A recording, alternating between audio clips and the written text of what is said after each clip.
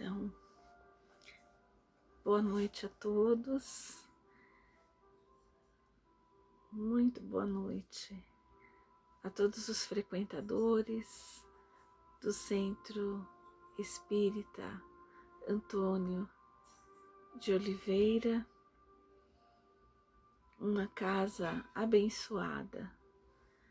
E eu vos convido, na noite de hoje, nós vamos estudar a lição 10 do livro Alvorada Cristã,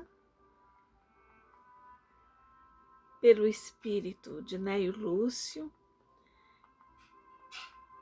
psicografado por Francisco Cândido Xavier.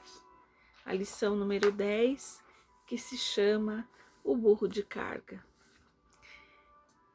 E para iniciar nossos estudos, nós vamos convidá-los a fazer uma prece, para que consigamos estar em sintonia com a espiritualidade maior.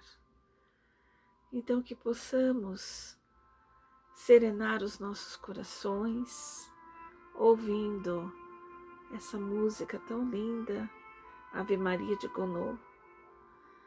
Então, vamos respirar profundamente, permitir que esta música sintonize o nosso coração com Deus e Jesus.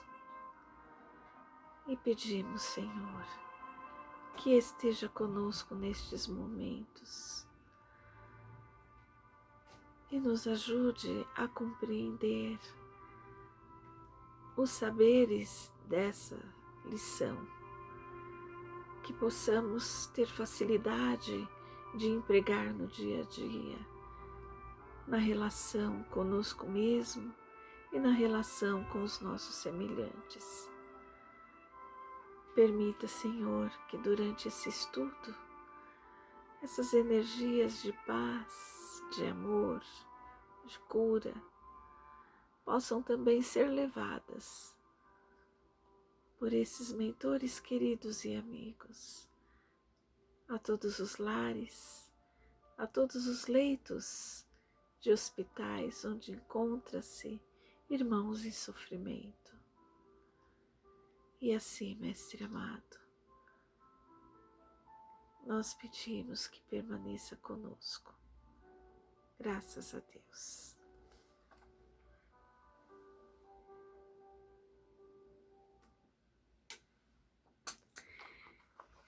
Então, a lição, o texto de número 10, o burro de carga. Nós vamos nos ater à leitura do texto e depois à interpretação. O burro de carga. No tempo em que não havia automóveis na cocheira do famoso Palácio Real, um burro de carga curtia imensa amargura em vista das pilheiras e remoques dos companheiros de apartamento. Reparando-lhe o pelo maltratado, as fundas cicatrizes do lombo e a cabeça tristonha e humilde, aproximou-se famoso cavalo árabe que se fizera detentor de muitos prêmios e disse orgulhoso: triste sina, a que recebeste, não invejas minha posição nas corridas? Sou acariciado por mãos de princesas e elogiado pela palavra dos reis. Pudera, exclamou um potro de fina origem inglesa, como conseguirá um burro entender o brilho das apostas e o gosto da caça? O infortunado animal recebia os sarcasmos resignadamente. Outro soberbo cavalo, de procedência húngara, entrou no assunto e comentou: há 10 anos, quando me ausentei de pastagem vizinha, vi este miserável sofrendo rudemente nas mãos de bruto amansador, e tão covarde que não chegava a reagir, nem mesmo com um coice. Não nasceu senão para a carga e pancadas. É vergonhoso suportar-lhe a companhia. Nisso, admirável jumento espanhol acercou-se do grupo e acentuou sem piedade: lastimo reconhecer neste burro um parente próximo. É animal desonrado, fraco, inútil, não sabe viver senão sob pesadas disciplinas. Ignora o aprumo da dignidade pessoal e desconhece o amor próprio. Aceito os deveres que me competem até o justo limite, mas se me constrangerem a ultrapassar as obrigações, recuso-me à obediência, pinoteio e sou capaz de matar. As observações insultuosas não haviam terminado quando o rei penetrou o recinto em companhia do chefe da cavalaria. Preciso de um animal para servir de grande responsabilidade, informou o monarca. Animal dócil, educado, que mereça absoluta confiança. O empregado perguntou: não prefere o árabe, majestade? Não, não, falou o soberano. É muito altivo e só serve para corridas e festejos oficiais, sem maior importância. Não quer o potro inglês? De modo algum. É muito irrequieto e não vai além das extravagâncias da caça. Não desejo húngaro? Não, não. É bravo, sem qualquer educação e apenas um pastor de rebanho. Um jumento serviria? Insistiu o servidor atencioso. De maneira nenhuma. É manhoso e não merece confiança. Decorridos alguns instantes de silêncio, o soberano indagou: onde está o meu burro de carga? O chefe das cocheiras, indicou-o entre os demais.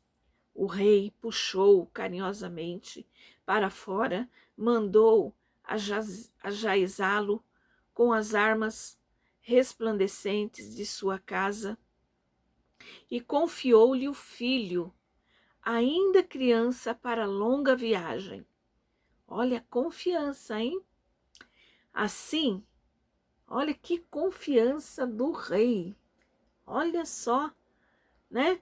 De confiar aquele cavalo, né, ao burro de carga, de estar levando o filho numa viagem longa. Olha que interessante. Isso daí para a gente observar, e olha a moral que ele diz aqui. Assim também acontece na vida.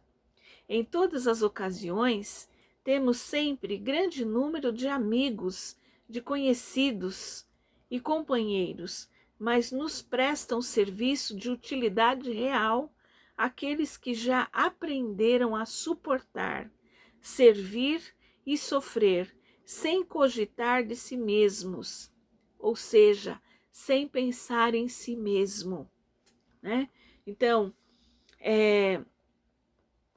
geralmente, né, é importante, né, a gente observar a importância de servir, né? Então, quando a gente vai ajudar uma pessoa, né, como é que interiormente a gente se coloca, né? Aqui na lição está dizendo que para a gente observar como são as pessoas que vêm ao nosso auxílio, né? Observe como as pessoas que vêm ao auxílio seu, como elas agem. Elas se encontram completamente desprovidas de preocupação, né? Desprovidas de sofrimento. Aparentemente ela não demonstra, né? Ela vem com a vontade de servir, de ajudar, de resolver a situação, né? Então, é dessa maneira que nós também devemos agir em relação ao próximo. Olha que interessante, quantas vezes a gente estabelece relacionamentos que a gente se vê e se depara com grupos de pessoas que está julgando, que está classificando, que vem selecionando, que vem falando mal de um, falando mal de outro e achando que está fazendo alguma coisa boa agindo assim. E não é assim que a gente deve agir quando a gente tem que se ver na situação de colaborar com uma pessoa. Então é muito importante a gente perceber, considerando ainda que nós somos espíritos imortais, vivendo uma experiência material, estamos encarnados. Só que as leis de Deus estão gravadas na nossa consciência, enquanto espírito imortal. E aí, o que acontece? Nas horas que nós somos convocados, que a vida nos convoca a ajudar alguém, seja na rua, seja no serviço, seja em casa, né? O que acontece? Como nós nos colocamos, né? Então, segundo a lição aqui e segundo as máximas do Evangelho, nós temos que observar o nosso sentimento, o sentimento de piedade que vai caminhando lado a lado com a caridade e vai nos ensinando, nos intuindo a agir naquele determinado momento. E isso é muito importante, muito, muito importante. Por isso, eu pergunto para vocês, como, à medida que nós estávamos fazendo a leitura da história, como você se colocou, ouviu, né, o pai do menino? Como que você percebeu a atitude do pai do menino, o dono de todos os cavalos, né? Vê só, eu observei a confiança naquele servo fiel, naquele cavalo fiel, né? Quantas e quantas viagens ele não fez com o burro de carga? Quanto e quanto que ele não observou o comportamento desse burro de carga, né? Para ele ter tamanha confiança. E quanto cada um de nós também não observamos as pessoas ao nosso redor. E você sabia que Deus nos observa 24 horas por dia? Você sabia que Jesus conhece você pelo seu nome? Pois, por quê? Porque eu estou falando isso? Porque ele, sendo o nosso irmão mais velho, certo? Jesus, e quando ele esteve aqui na terra, encarnado, ele disse, né, antes de ir embora, que estaria conosco, com cada um de seus irmãos para toda a eternidade. Então ele nos conhece bem. Isso quer dizer o quê? Que quando um problema chega na nossa vida, uma dor chega na nossa vida, uma situação, às vezes bastante contrária, chega na nossa vida, é porque nós temos condição de fazer o enfrentamento disso, né? Essa situação jamais vai ser mais pesada do que os nossos ombros possam aguentar. Por isso, a importância de desenvolver a confiança em Deus, a esperança em Deus, a fé, né? Então, olha que interessante, mais uma vez voltando para o dono dos cavalos, né? O pai da criança, como ele destinava uma confiança tão grande no burro de carga. Ele tinha certeza que o burro ia levar o filho e ia voltar com tranquilidade, sem problemas, porque o burro conhecia o trajeto, conhecia o percurso, né? Agregava a confiança, né? Então, interpretando esse comportamento de todos os personagens dessa história, né? O que a gente traz para nós mesmos, para nossa vida, né?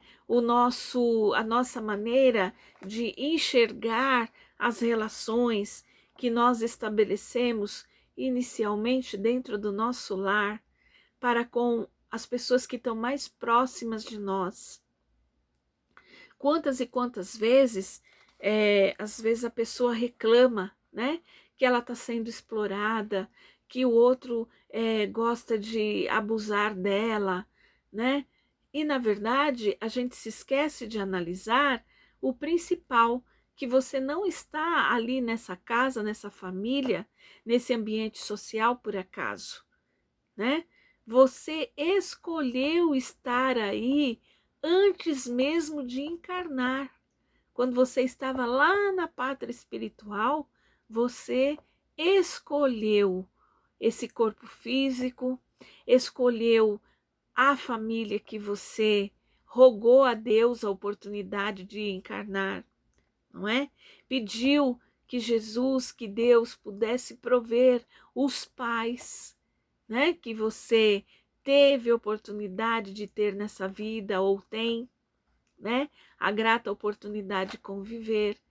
E Deus atendeu o seu pedido, a sua necessidade.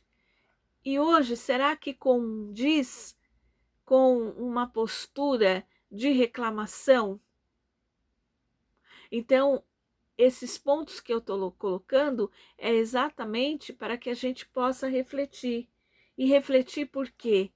Porque, na verdade, o que acontece? À medida que você para pensar, né, nessas situações todas, e você considera a sua missão espiritual na sua família, a missão espiritual na Terra, né? A missão espiritual nesse espaço social que você tem a oportunidade de viver, então todas as possibilidades de auxiliar ao próximo em todos esses contextos, ela tem que ser muito natural, ela tem que ser espontânea, não é? Ela tem que ser um exercício do esquecer a si mesmo, um exercício de doação plena. Porque observe, quando você age dessa maneira, o que acontece com você, né? Você se sente tranquilo, você sente que uma paz interior invade o seu ser. E naquele momento que você está no auxílio, que você está ajudando, você nem sequer se lembra das suas preocupações. Porque enquanto você está ajudando o seu próximo, né? O que acontece? Deus está cuidando de você. Olha o exemplo de Bezerra de Menezes quando aqui estava encarnado. Quantas e quantas vezes ele saía para socorrer as pessoas que vinham bater a porta de sua casa. E certa vez, o filho doente, febril, quando ele chega em casa, né? Ele foi ver o filho, né? Medicou o filho, e a esposa, muito preocupada, de repente bate à porta uma pessoa pedindo que Bezerra fosse com ele até a casa, bem longínqua, para examinar um ente querido, né, da pessoa. E Bezerra, sem pensar duas vezes, abraçou sua esposa e seguiu com aquela pessoa. né? E ela foi, andou, ele foi, andou. Quando chegou na casa, né? Já era tarde da noite, ele acompanhou, fez a medicação, demorou bastante, né? Para concluir o tratamento da pessoa. E quando ele retornou para casa, o filho estava sem febre, o filho estava bem recuperado, né? Então, eu estou contando essa história para fazer a seguinte ilustração. Quando nós nos propomos a cuidar, a nos doar a serviço do próximo, né? Em prol do próximo, esquecendo de nós mesmos, você tenha certeza, Deus está cuidando de você. E nesse momento, então, nós vamos elevando os pensamentos em Jesus.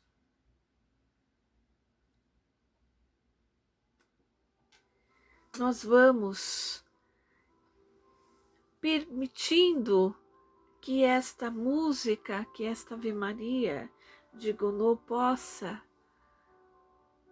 ajudar a nos sintonizar com Jesus e pedindo a esse Mestre amado, a esse irmão querido, que possa permitir que esses mentores amigos, médicos espirituais, possam fluidificar as águas do pote de todas as residências dos frequentadores desta casa abençoada, que possa colocar o remédio, que possa vir a equilibrar o corpo físico de cada um, que possam essas energias de cura, de paz, de tranquilidade, de esperança, possa envolver todos os lares da terra,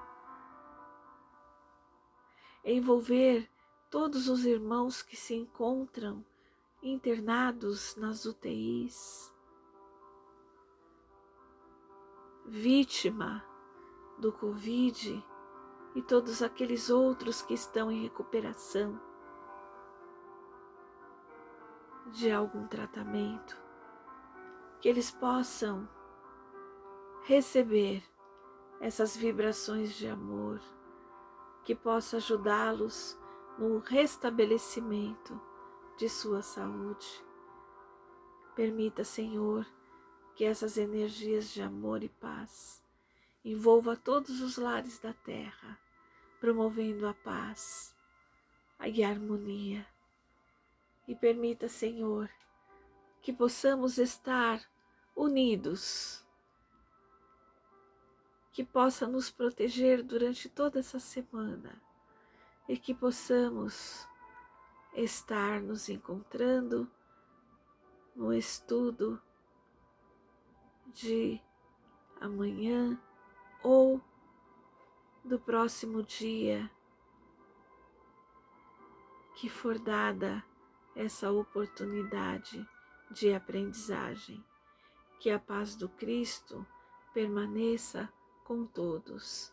Graças a Deus.